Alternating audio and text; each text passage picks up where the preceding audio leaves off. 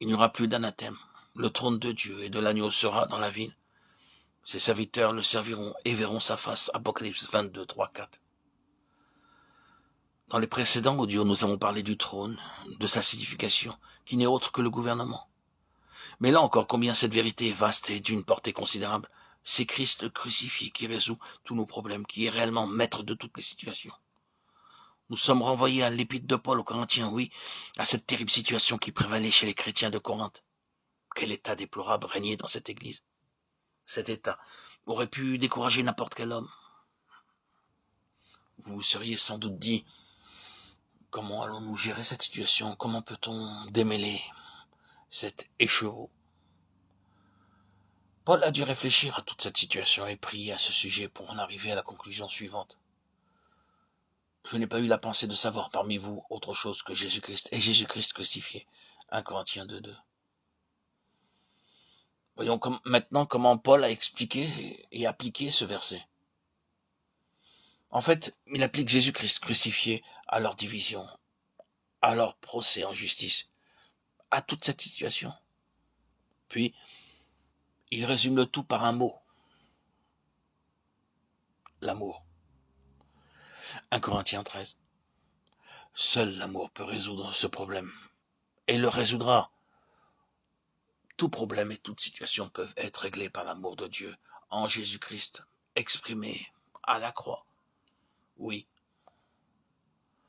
la croix gouverne. La croix, c'est le trône. Ceci étant dit, quel en sera le dénouement?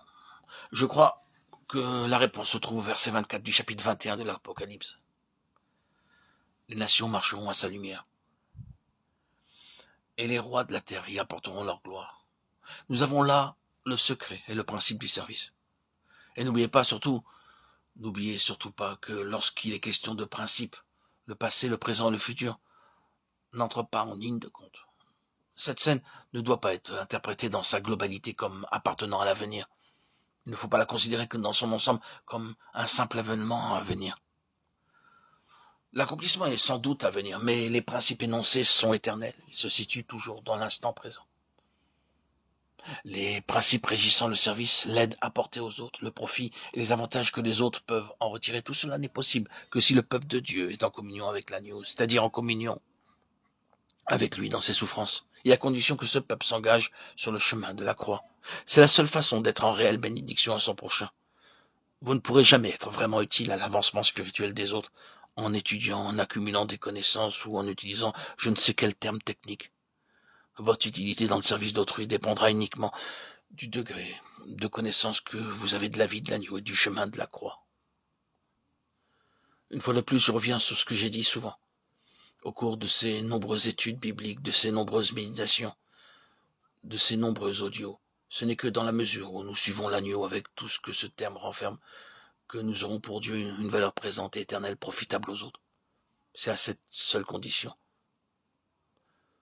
Par conséquent, si le Seigneur semble vous faire passer par des souffrances extraordinaires, si vous avez l'impression que vous êtes sur un chemin particulièrement difficile et que la main du Seigneur s'appesantit sur vous, alors interprétez ces afflictions à la lumière de cette question fondamentale qui apparaît tout au long de la Bible, à savoir que les autres en tireront profit, qu'ils entreront dans la bénédiction grâce aux épreuves que Dieu vous fait traverser.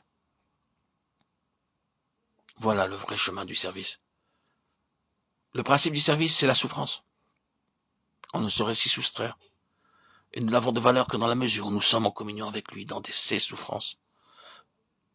Je le répète, nous ne pouvons y échapper. C'est une vérité incontournable.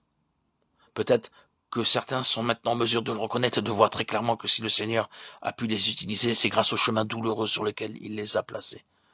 Là se trouve l'explication des voies de Dieu. L'agneau est présent partout. Il marque tout de son empreinte et il en résulte finalement quelque chose de précieux pour Dieu. Les nations marcheront à sa lumière.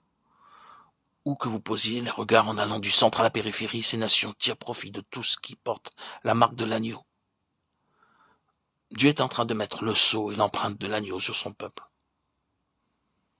Aussi met-il à part cet instrument, ce vase, ce canal de bénédiction universelle qui lui tient tant à cœur.